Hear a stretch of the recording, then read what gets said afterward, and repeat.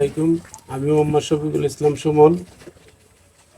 আমি বিষয় ন্যায় বিচার ও পারিবারিক সন্ত্রাস বিরোধী অবস্থান, ভূমিদস্যুতার বিরুদ্ধে প্রতিবাদ। সম্মানিত সাংবাদিকবৃন্দ, প্রশাসনের দায়িত্বশীল কর্মকর্তা, উপস্থিতি জনগণ, আসসালামু আলাইকুম।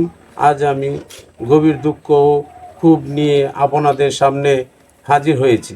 বিষয়টি ব্যক্তিগত হলেও এটি একটি সামাজিক অন্যায়ের প্রতিফলন। আমার নিজের চাচাতো ভাই এবং সহযোগীরা তাদের পরিবারের বৈধ জমি বেআইনিভাবে দখল করার চেষ্টা করছে। তারা জাল কাগজ তৈরি করে, ভয়ভীতি দেখিয়ে, এমনকি প্রভাব খাটিয়ে আমাদের ন্যায্য সম্পত্তি হাতিয়ে নিতে চাচ্ছে। এই অন্যায়ের বিরুদ্ধে আমি অনেক দিন ধরে আইনি প্রশাসনিকভাবে লড়াই করছি, কিন্তু তবু তারা তাদের অপচেষ্টা চালিয়ে যাচ্ছে।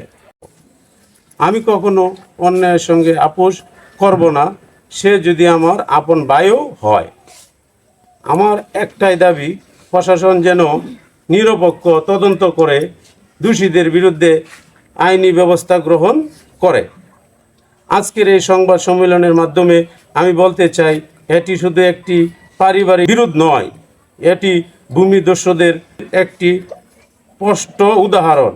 এমন দখলবাজি যদি আত্মীয়তার ভেতর থেকেও উৎসাহিত হয়, তাহলে সমাজে ন্যায় বিচারের আশা রাখা কঠিন হয়ে পড়বে। আমি প্রশাসনের প্রতি আহ্বান জানাই, ন্যায্য জমি মালিকানা রক্ষায় আইনি পদক্ষেপ দ্রুত গ্রহণ করুন। আর গণমাধ্যমের প্রতি অনুরোধ, এই ঘটনাটি তুলে ধরুন, যেন অন্য কেউ এমন অন্যায়ের শিকার না হয়। শেষে আমি বলবো, আমি প্রতিশ্রুতিবদ্ধ, ন্যায়, সত্য ও আইনের পক্ষে।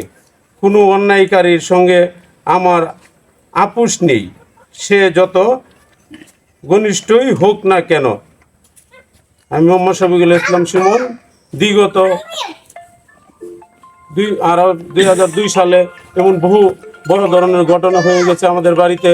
কোন রাহাজানি, পিস্তল দিয়া ঠেকানো, রান্দাও দিয়া কুবানো পর্যন্ত আমরা বাড়িতে থাকতে পারি না। মূলত সমস্যা হচ্ছে, ওনাদের জায়গা যেটুকু ছিল আমার বাবা থাকাকালীন ওনাকে বুঝাই দেওয়া হয়েছে গত আরেক বছর আগে। থাকার পরে উনি এই জায়গাটা দখল নিয়ে নিছে সামাজিক মাধ্যমে বৈশা। বিচার সালিশ হয়েছে, পরে বুঝা নেওয়ার পরে 1 বছর পরে উনি ঘর করছে জোরপূর্বক। বলতে আমরা ছিলাম না, আব্বা বাড়িতে ছিল না, আইসা থেকে এটা বাধা দেওয়ার পরে এক পর্যায়ে আব্বা একটা লিখিত করছিল থানায় অভিযোগ। এই অভিযোগ প্রত্যাহার করছে, করার পরে বলছে যারা সামাজিক মাধ্যমে শেষ করবে। শেষ করার ক্ষেত্রে ওনারা বসছে আইসা ডিস্ট্রিক্ট বিচার মতো একটা পরিবেশ তৈরি করে। এই বিচারে তারা নিয়ে যাবে, ভেঙে নিয়ে যাবে 1 সপ্তাহের ভিতরে। আর যদি আপোষ হইলে তো হবেই। এখনও নেয়নি, বিগত 3 মাস 4 মাস মনে হয় বয়স হবে।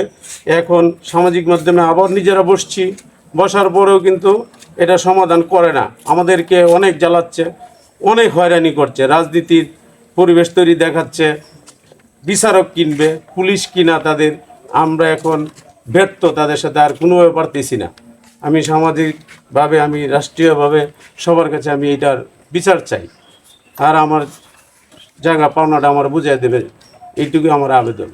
হচ্ছে ওনাকে নিয়ে বলে তারেক রহমান উনি ওনাকে অর্ডার দিচ্ছে, এরকম একটা হুঁশিয়ার দিচ্ছে কিনা। উনি রাজনীতিতে অনেক দিন আছে, উনি যা বলবে তাই হবে। এলাকার সব টাকা পয়সাতে কিনে ফেলেছে থানা বা তার রাজনীতির দল। আমি তো জানি উনি এটা কোনোভাবে সম্ভব না। আমি আশাবাদী, তাই ওনার কাছে আমার ওকুল আবেদন বেশিরভাগ, যে এইভাবে রাজনীতিতে জড়ায় কি, এইভাবে জোরপূর্বক আমাদের বাড়িঘর কি দখল করার কোনো আছে কিনা। তারেক রহমানের কাছে আপনারা কি চান?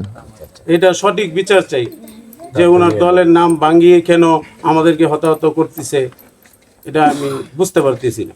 মামলা মোকদ্দমা আমরা আব্বা একটা লিখিত পরিবেশ তৈরি করছিল থানায়, কিন্তু এটা গ্রহণযোগ্য করেনি থানায়। এটা কিভাবে হয় না আমি জানি না। আমার আব্বা মরহুম, বিগত 2 মাস হয়ে গেছে মরহুম, উনি মারা গেছে এই গেঞ্জামের ভিতরে। এখন আমার আব্বা মারা যাওয়াতে জীবনে আমাদের উপরে আরও টর্চারিং বেশি পড়ছে। অর্থাৎ আমি বাড়ি ঘরে থাকতে পারতেছি না।